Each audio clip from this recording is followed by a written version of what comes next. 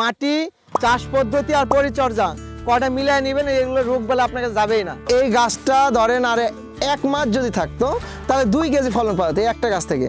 বালি মাটিতে পানি ধরে রাখে না বিধায় গাছগুলো স্ট্রোক করে অথবা গাছ কুকড়ে লাগে। তাহলে পানি ধরে রাখার জন্য ওই মাটির দানাকে চেঞ্জ করতে হবে।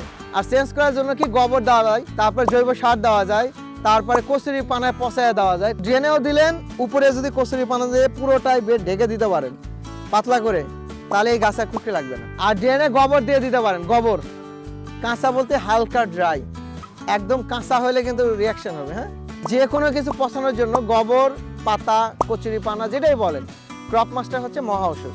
ক্রপ মাস্টার নেমাটোডের ডিমের উপরে এবং নেমাটোডের উপরে একদম আস্তরণ তৈরি করলে তখন তারা শ্বাসরুদ্ধ হয়ে মারা যায়। আর মারা গেলে অথবা পচে গেলে সেটা ডিকম্পোস্ট হয়ে যায়। এই ক্রপ মাস্টার দিলে ওর মধ্যে ছত্রাক তৈরি হবে, অণুজীব তৈরি হবে, অণুজীব তৈরি হলে তখন দ্রুত পচে যাবে।